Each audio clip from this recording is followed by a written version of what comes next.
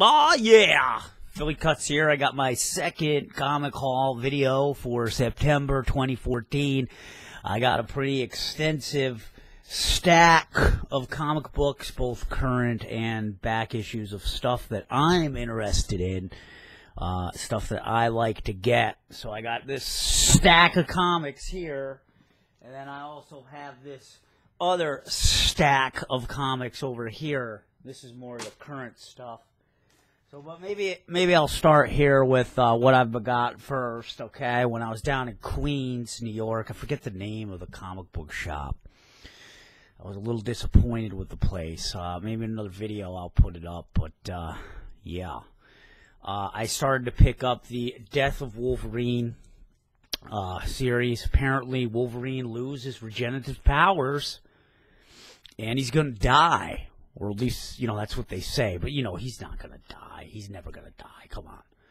So I got issue number 1 and issue number 2 of that, and that's supposed to come out every week for, I guess, the month of September, I guess. I mean, it says it's weekly, so I was kind of on the fence about getting this, and so far, since I've returned to reading comics, this is the only Marvel title that I've been reading. But I saw the X-Men movie over the summer, and I really liked Hugh Jackman's performance, and, so I decided to start reading this. I haven't started reading it yet, but I will. But the artwork in here looks pretty sweet, as you can see.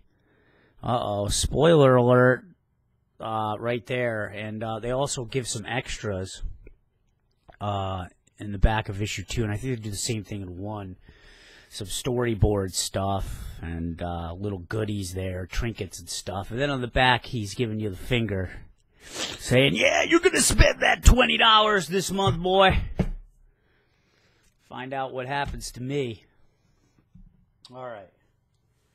So let's go more to the stack. Okay. I got Clive Barker's Bestiary number 1. Now, they're already on issue number 2.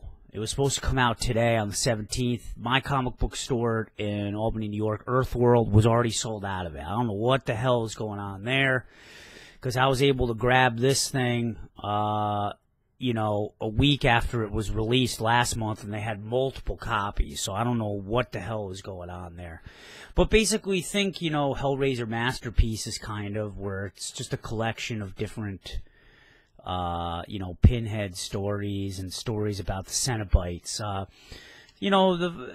The story, the middle story, I think it was called Desert Fathers, was pretty good. It kind of gives a little background information on the demon creatures. The flying demon creature at the end of the first movie that kind of swoops down, takes the box back. He was actually the bum throughout the picture. That crazy bum that reached into the cage, the cricket cage, pulled a nice wad of crickets out and just started eating it. Well, it gives some information about that. And then the last story in this one, which was really, to me, the most intriguing story, The Hunted Part 1. Basically, there's this group of dudes, these mercenaries, who are hired. I don't know what you can see there, but see, they got machine guns and shit. Bullets flying, hitting Pinhead, and they capture him in a cage. They have these special kind of ropes or chains. You see these, symbols on it. I don't know if it's ancient Aramaic symbols or whatever. And they're able to subdue Pinhead, and apparently they've been hired by somebody to take out his pins at $100,000 per pin. Something like that. I don't remember exactly. But I was like, fuck, man, I want to know who. And then apparently in the next issue, the story was going to continue, and it was going to reveal who hired these guys to take out Pinhead's pins. And now I don't know, because they're sold out. Now I got to figure out how I'm going to find the next issue. I guess I might have to order it online or just go on a quest. Okay. B.p.r.d. Hell on Earth. I don't know much about it. Just decided to get it. I bought the issue beforehand. I'm a fan of the Hellboy movies. From what I understand, Hellboy is no longer part of this organization. And I think Hellboy's dead in the series, I think. I don't know. That's kind of something that I heard. But this is something that I'm probably going to get into. I'll see how it goes. I started buying the Hellboy trades. as well. I have the first and second trade, which I'm going to start reading. Okay, The Devilers, number 3, Dynamite Comics. Read the first couple issues. Basically, there's these exorcists, okay? 7 of the world's most world-renowned exorcists from all different faiths under the sun. You know, you got Catholic, Muslim, Hindu, Captain Kwanzaa. No, I'm just kidding. But there was no, you know, basically every religion under the sun. No Captain Kwanzaa, though. Go and try to take on evil demonic forces, and a gate opens up, and all these demons from hell start pouring out, and these guys got a clean house. So far, I'm liking the story. A little, you know, I feel like they don't give enough information on some of the characters. Like in the first issue, it was kind of like a whirlwind background story on some of them. This one, they kind of explore one of the characters a bit more. I think the Muslim guy, they explore him and his origin a little bit more and what happened to him as a kid. And all these exorcists have special powers as well.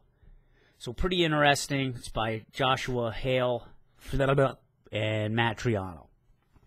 They're already up to issue number 3. It's going to be a 7-part series. Maybe I'll give a full review. Okay, Cal. Criminal Macabre. The Third Child. Read through this, pretty interesting. This guy's kind of a monster hunter, anti-hero type. I don't know, kind of like Constantine maybe. But this dude's like more demonic. And there's these little baby demon children or something. Or they look like children, as you can see. See that little cute guy over there? There he is. And he has a little baby guy with him, and they touch people, and then the people turn into murderous hordes. And they just start killing each other. And apparently, the main character of this, his name is Cal. I forget his last name. I just started reading this one, too. This one's by Dark Horse. He's going through some personal problems as well, and he's, like, decompensating, and he's losing his shit. And there's like 2 of his buddies in here that are just kind of watching the shit show and hoping that the shit doesn't hit the fan too hard, you know? Kind of like you when you go out on a fucking Saturday night. Ah! Alright, anyway. Terminal Hero, folks. Dynamite. Basically, I read this is the first issue. I have the first issue. They're on the second issue. I believe it was released today, I think. Although I'm not sure. Maybe last week. It was released last week. I love these covers. Basically, dude has a junior doctor has inoperable brain cancer. There's some special treatment Q, okay? And this treatment Q can, you know, radically reduce the brain tumor or eradicate it. I forget. I read the first issue, this issue, like almost 3 weeks ago, so I don't really remember it. But he takes the, you know, the experimental treatment, and, you know, cancer kind of goes away, but there's some severe side effects, man. And the guy, like, starts becoming, like, a real jerk, and he's got, like, flame-on powers, like Human Torch powers, and he can read, like, people's minds and shit. And, you know, he starts going crazy, starts laying pipe in brothels and snorting coke, and there's panels in here of him hitting women up, you know, having sex. So it's pretty cool. So I'm kind of liking that one so far. I think I'm going to decide to stick with it. Haven't started reading this issue yet. Nice suicidal gesture on the front. And lots of action in this issue. I mean, just showing a lot of his superpowers and stuff in this issue. Lots of oh my god, there was oh my lord, did you see that? Alright, so lots of sex and violence. Devilers number 2, that was one that I got from a while ago. Enjoying that. I'm going to stick with that through the full 7 series. Now, Anita Sarkeesian just wore me down. You know, I'm thinking about, like, pop culture and video games and, you know, women, misrepresentation of women, video games and everything. And I thought to myself, I'm like, hey, I don't read any comics, or I've never read a comic or bought a comic where a female character was really the main centerpiece. And I decided I wanted to change that. So by Boom Comics, I started buying Hexed. And I'm really, really enjoying this. This is probably one of my favorite comics right now. They're up to issue 2. I think it came out last week, issue 2. And essentially, she's main character's name is Lucifer, Lucy, and she's a thief, kind of like Catwoman. And she specializes in stealing supernatural artifacts. And she has this older lady who she's, you know, kind of her mentor and stuff, and she gets the stuff for her, and there's a picture of her while she's living.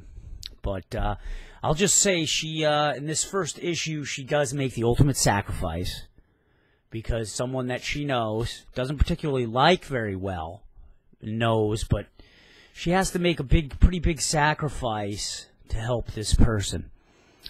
And then she goes into another place called the Shade. And in the Shade, there's all kinds of monsters and devilry and spirits going on. Well, I think I just gave it away. It's not too hard for you to figure out what I'm saying. But, you know, she's opening up windows and stuff. And all kinds of talk of glyphs and stuff. And just really cool. I really like the artwork. I think Dan Mora's doing the artwork. Yeah, illustrated by Dan Mora. Just really nice. Really nice. I also like the colors in this by Gabriel Casada, especially in the second issue. You know, he's just doing kind of really cool stuff with shades of purple and lavender. Just gave it kind of a nice feel, like a nice atmosphere while I was reading this. I just kind of found myself, you know, in a soothing state. You know, lots of purple, you know, like purple pink, kind of, you know, Japanesey, I guess, if that's a word. But I highly recommend this. Good characters. I really like the main character, Lucifer. And I'm going to stick with this one, too. So that's going to be sticking with me. You know, I'm getting into these independents more. All right. Now, on to some DC stuff. And pretty much the only DC stuff I'm buying right now is Batman. Batman number 34. I don't know much about it. I know the previous issues from 33 to, I don't know, 30, I think. It was a 4-part series with something, I don't even know what it was, because I just started buying it at number 33. And I've been away from the series for a super long time, but I've always liked Batman. Then I got the Future's End. New 52, Batman with the lamical covers, or what, shit, lamtical? I don't know what it's called. Lenticular covers? Not lamical, holy shit. Lamical, oh. Lenticular covers, see, it's switching, cool. The camera's able to pick it up. But it's got a great holographic effect. Even the thing on the back is kind of cool. Well, it doesn't really show up as well. This story was okay. It was really short. Not that great. I don't know. It's like Batman 5 years in the future. I guess that's the point of all these. It's all 5 years in the future. And Batman's got like I don't know. He's in like a special suit, or it seems like he must have got crippled or something, because he has all these electrodes in his spines, and they're talking about like giving him painkillers, like Alfred's helping him out. And throughout the whole issue, you think that he's combating a certain villain, a very popular villain, a big villain. And it turns out it was somebody else comes out of the shadows. So it was pretty interesting. It was kind of a big surprise, but it was so out of left field where I was like, that was kind of stupid. And then I got the Detective Comics, also the New 52. And this one wasn't that great of a story either. I'm just going to tell you. Basically, Calendar Man or something is threatening to shut down Gotham City's power grid. And somehow, I forget why, because I read through this in like 3 minutes. It was very quick to read. It's like, you know, it's like one of those comics where they show like a lot of fighting and stuff, and then they're showing him like swimming in the sea, and they show like 4 pages of just that, you know. And he's in the ocean with the Riddler, so he somehow has to recruit the Riddler, I forget why, to go, you know, ambush Calendar Man or something, or infiltrate his defense system, I forget.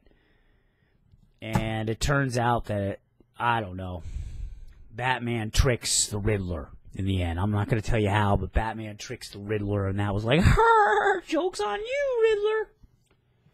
Alright, that's how that one ended.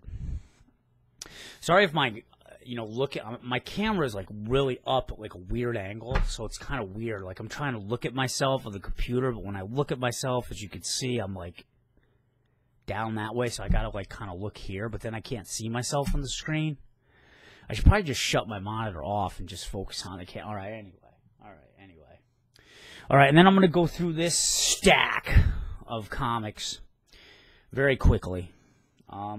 Basically, I've decided that, you know, I've always been a big Hellraiser fan of the movies. And, Clive Barker as well, you know, his books and stuff. Nightbreed. Lord of Illusion. Of course, Hellraiser. And I've decided I want to, like, get all the Hellraiser and the Nightbreed comics. And I'm probably going to do a separate video of the collection that I have so far. But basically, I'm trying to collect everything from that Hellraiser universe, and I think it's doable because there doesn't seem to be like a crazy amount of stuff, and it's doable. So I got Hellraiser Masterpieces, the Trade, Volume 2, and it's a collection of Hellraiser stories from the original Epic comic series. I believe they came out with 20 books for that series in the late 80s, early 90s. And this has a good collection of stories, but the major selling point for this is that the final story in the book is written by Clive Barker, and it was never released in the Epic series. It was the Harrowing Part 2, Insurrection. And I haven't read it yet, but it's exclusive to this Masterpieces Trade, apparently. And it's got great, great artwork. The art is by Tristan Shane, it looks like. S-C-H-A-N-E, Shane. And just really cool. Really cool artwork. And it looks like there's a lot of stuff going on. As you can see, they got a real you can tell it's the 90s. Look at that haircut, bro. It's like circa Vanilla Ice, MC Search, Third Base right there. Probably no one knows those references unless, you know, you're in my age cohort. But just some really cool artwork. I'm really liking the style. And it's kind of unique. I don't know, it looks like he did it with pastels or something. And I'm really looking forward to reading this because they had part 1 in the Hellraiser Masterpieces Volume 1 of the story, and I really liked it. It was intriguing, and I definitely wanted to find out what happened next. So I got that. I do have Hellraiser Masterpieces 1, the Trade. I showed this in the last video. This is Nightbreed number 2 from Epic, also in the 90s. Basically, I guess issues 1 through 4 of this is a straight-up movie adaptation of the movie Nightbreed. Except there's some little tidbits of information, extra tidbits of information, and background stories and stuff. So it's kind of like an extended version of the Nightbreed movie. Like a director's cut of the Nightbreed movie. But it pretty much faithfully follows the Nightbreed movie to a T. Pretty much. So the only thing is that the characters look different. They don't look like the characters from the movie. So I don't know if this was made before the movie came out or what, but don't expect them to look like the movie characters. Okay, then I got Jihad. This is book 1 of 2, and apparently it's a crossover between the Nightbreed people and Pinhead and his Cenobites. It's Pinhead and the Cenobites who love order, and Leviathan, and they love orderly stuff, and I guess the Nightbreed are the crazy, fucked up, chaotic people. And the worlds clash. Alright, so very quickly, I have a bunch of the other Hellraiser books, too, that I showed in my other comic haul video. But I picked up a whole bunch of these at Earthworld, and I've decided that I want to try to get all 20 of these books and then some, because there are some specials, too, like Christmas specials and spring specials. I want to try to get these all in the wild. So I found a whole bunch of them. I got definitely more than half now. I found book 1. That's that classic picture of Pinhead. Sorry about the glare. I also found book 3.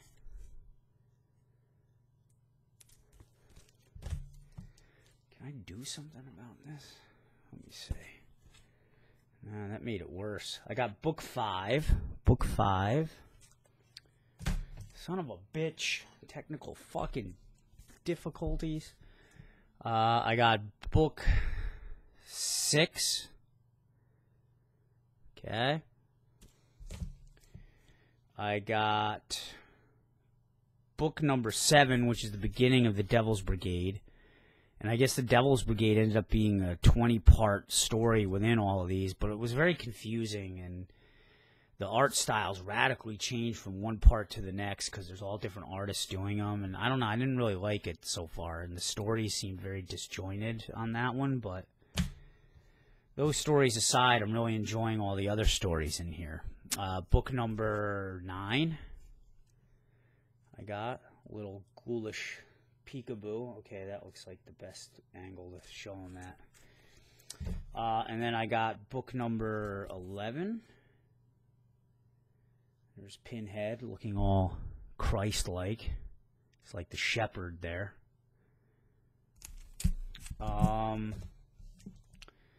Book number 12. Pinhead again, with a looks like a tarot card. And then book number 14, which looks very like Van Gogh-ish or something. So I don't know if I'll start doing reviews of these or not. I know they're wicked old. I mean, these are over 20 years old now. But they're all very affordable. You know, I mean, they're not in mint condition or anything, but I was able to get all of these pretty much for $5.25 or $6, and you know, to show you how they haven't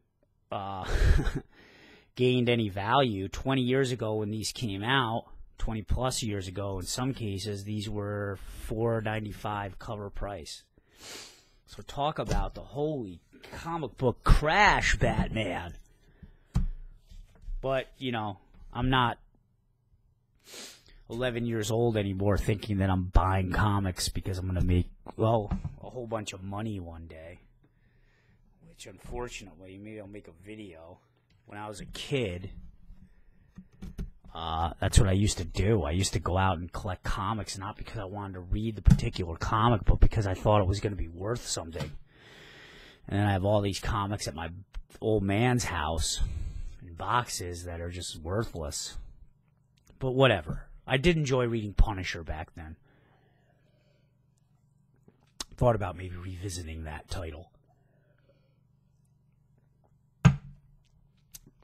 Okay. So that's been my comic haul. I hope you enjoyed the video. It was a little spastic, I know. But, you know, I'll keep having more comic book hauls, videos in the future, and I'm probably going to start getting into some reviews. If anyone does happen to watch this, probably not, but if you do, if there's a particular issue that I show that you would like me to review, leave it in the comment section below, and I'll try to get around to it. No promises, though, but I would like some feedback like that. All right, guys, have a good day. Bye-bye.